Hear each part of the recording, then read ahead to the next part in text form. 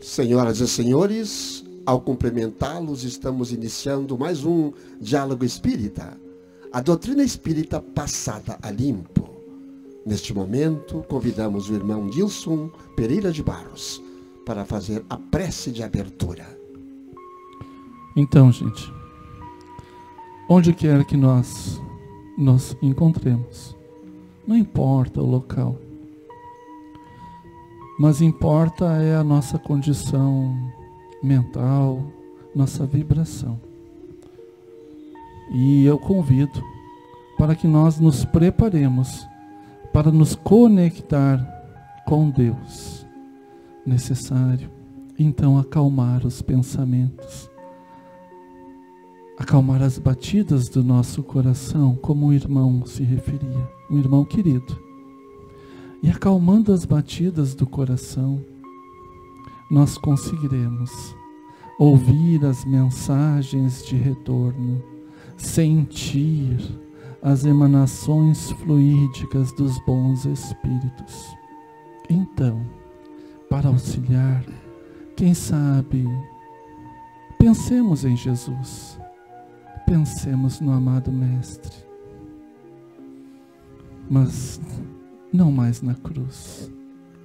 E com certeza, nossos corações já mais calmos, já passamos a sentir uma calma, uma sensação muito agradável. Daí, vamos rogar em pensamento ao Pai Maior. Vamos pedir com fé. Peçam o auxílio que necessitam. Peçam. Mas peçam algo útil às nossas almas, ao vosso espírito. E não se esqueça, é com fé. E que Deus permita os bons espíritos estarem conosco nesse instante, nos trazendo os fluidos que necessitamos.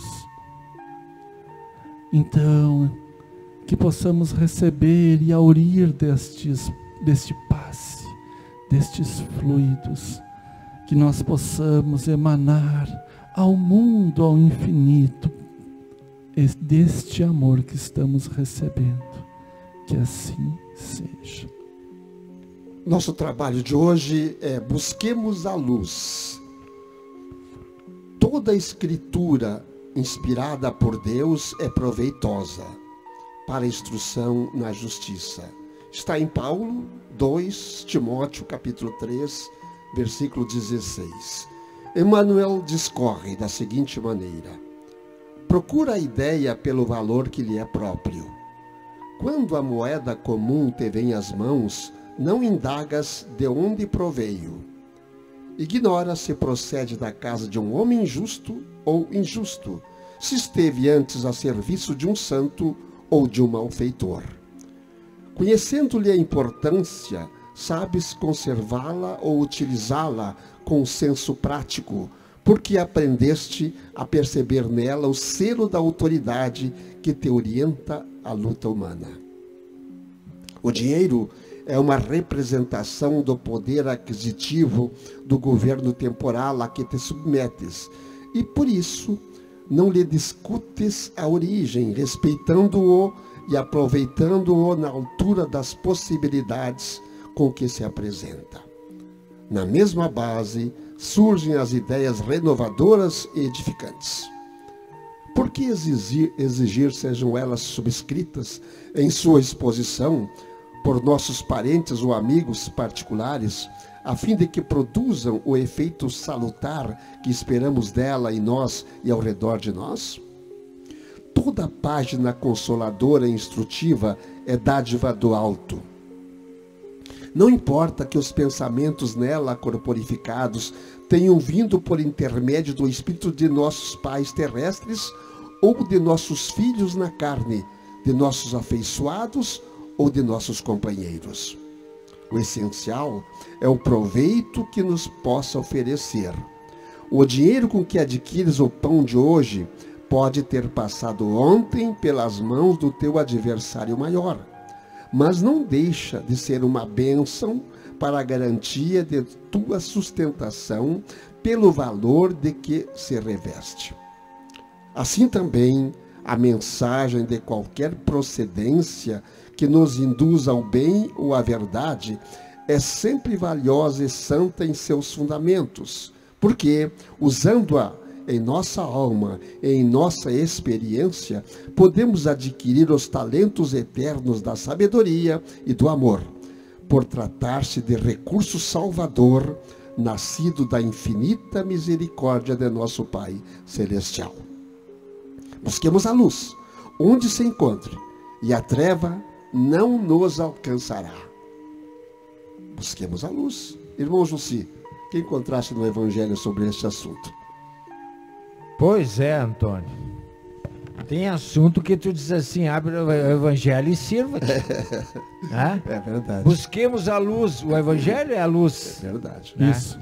O Evangelho é a luz. Então, tu pode te servir do que o Evangelho te ensina.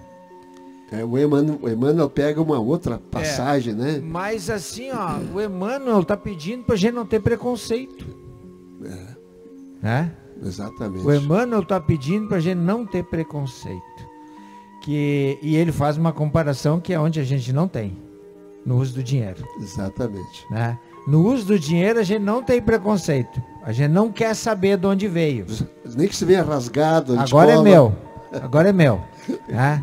Rasgado, não. O valor nominal é que interessa. E utiliza para adquirir o pão de cada dia, né? E nada E daí acontece. a gente faz bom uso. Bom, a luz e o ensinamento, o Emmanuel nos diz que nós devíamos seguir a mesma lição, a mesma forma de atuação. Pois é, Antônio, eu vou te dizer que eu encontrei dificuldade. Poderia ser o capítulo 18, o que nos leva às características do homem de bem? Poderia ser o 7, naquele que nos fala da humildade, da missão do homem inteligente na Terra? E eu te confesso que eu estou trabalhando. Pede socorro ao universitário. Vamos pedir socorro para o Dilson, então. Vamos pedir socorro para o Dilson. Pois então, eu vou me socorrer de um trecho do livro Nosso Lar que está no filme. Saiu do Evangelho? E eu volto para o Evangelho depois do raciocínio. Agora sim. Então, vamos ver, né, se eu consigo contribuir. Olha só, gente. Há muitas moradas na casa de meu pai. E no filme Nosso Lar, faltando ali uns 12 minutos para terminar, me atreveria 12 minutos e 20 segundos. Não, isso é uma brincadeira por minha conta, tá? Nada disso. Então, faltando ali uns 10, 12 minutos para o fim do filme, nós temos aquele momento que o André Luiz, já tendo percorrido várias estações, ele está então em condições de visitar a família. Lembram deste momento? E ele visita a família encarnada. André Luiz, desencarnado, visita a família encarnada. E ele encontra... Isso passado mais ou menos uns 10 anos ou mais um pouquinho. Isso, é o que conta. É bom que se diga isso. Isso é bom que se diga. Né? Isso. E isso é importante que a gente comece a referenciar bem esses pontos aí. E o André Luiz ali feliz, altivo, numa vibração adequada, aquele momento ali de felicidade, né, de muita alegria. Ele estava com méritos para fazer isso. Ele tinha bônus horas, Antônio. Ele tinha trabalhado, ele tinha se melhorado, né? E aí ele, mais adiante, ele sobe para o segundo piso. Alguns instantes, né? E aí ele vê deitado na cama o atual companheiro encarnado da esposa, né? Encarnada. O que acontece com o André Luiz ali, ó? Instantaneamente, à medida que ele altera a vibração, como há muitas moradas na casa de meu pai, André Luiz, ele é tracionado, essa é a impressão que dá pelo filme. Mas ele sim, na verdade, o espírito ele muda de uma dimensão para outra instantaneamente, em acordo com a vibração.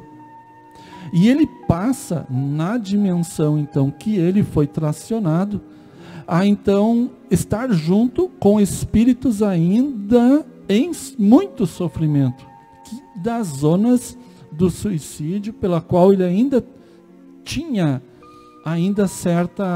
certo contato, né? Ele volta para o umbral, praticamente. Instantaneamente. Só que tendo aprendido por aquele período, todos os 10 anos aproximados que nós falamos, ele faz as preces dele, ajusta novamente a vibração e retorna para o quarto, onde ele então encontra a oportunidade de dar passes naquele encarnado, de fluidificar a água, e ele ali curou, né? Aquele encarnado. Foi isso, né, gente?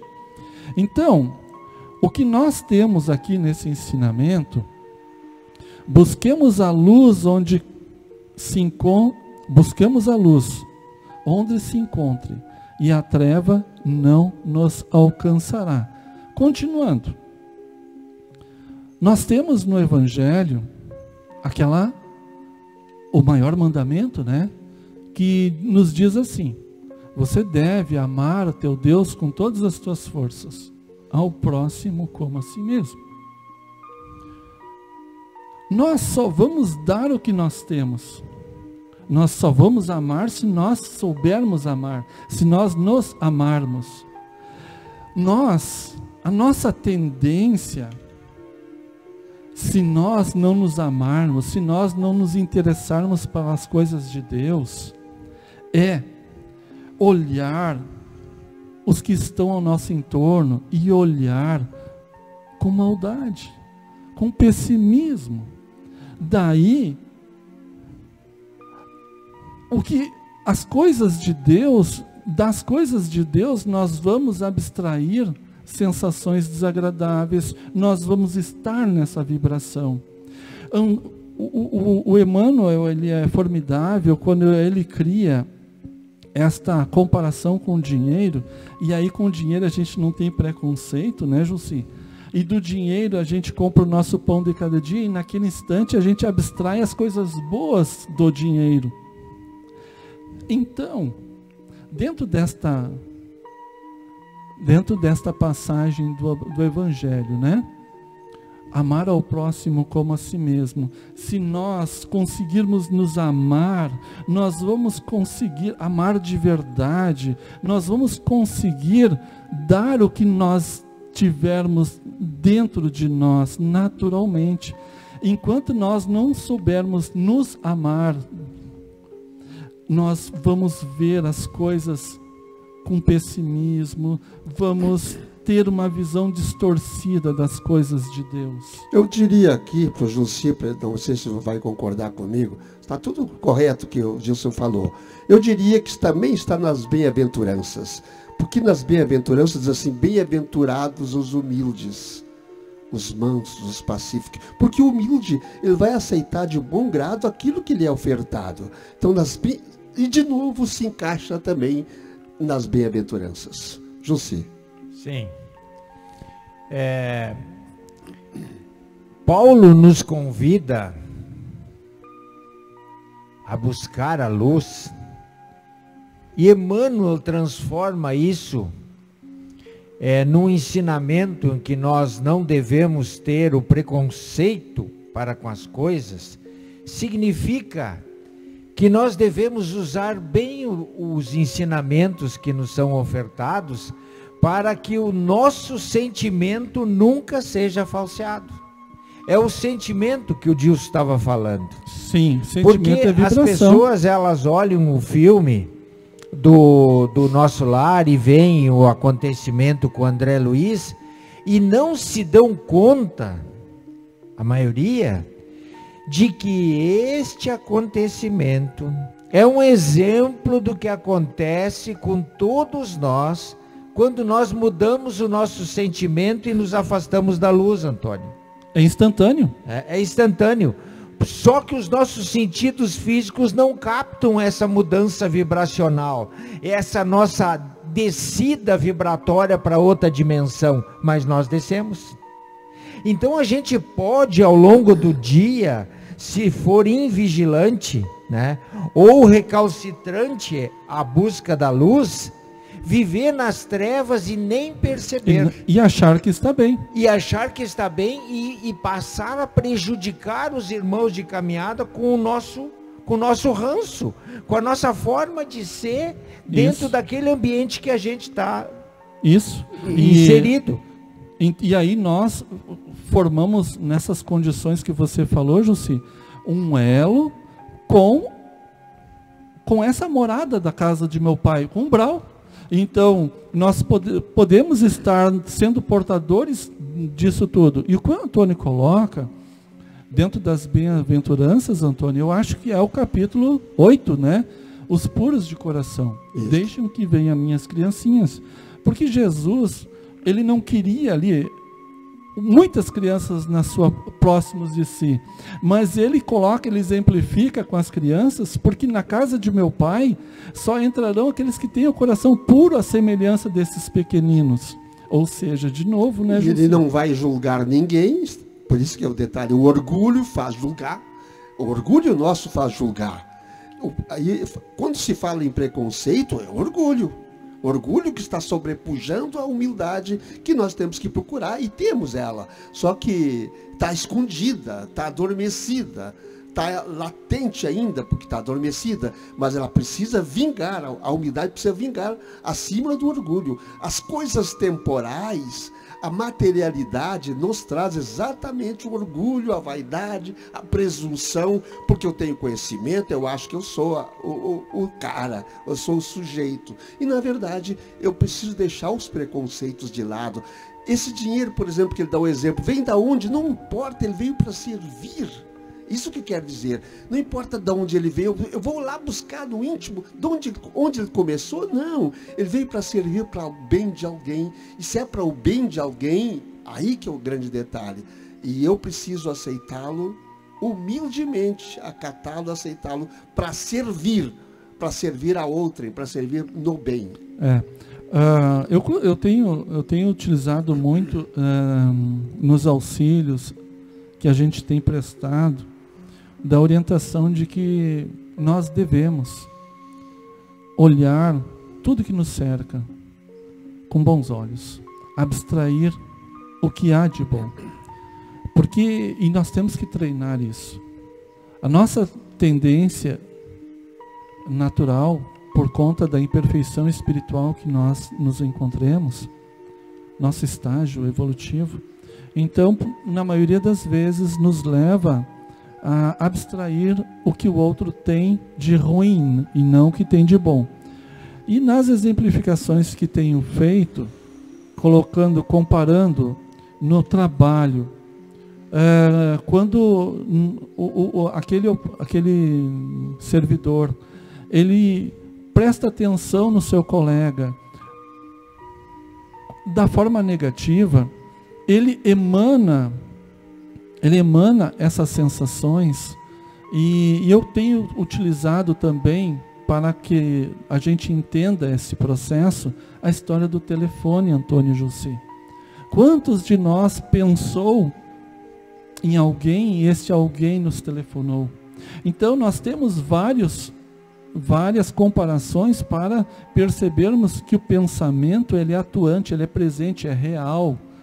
Ele é materializado através das nossas atitudes. Assim, quando eu penso no meu colega, eu estou ali próximo dele, ou distante, porque não existe distância, e eu olho, percebendo que ele tem, percebendo coisas ruins, daqui a pouco ele nem tem coisas ruins, mas é o meu ponto de vista.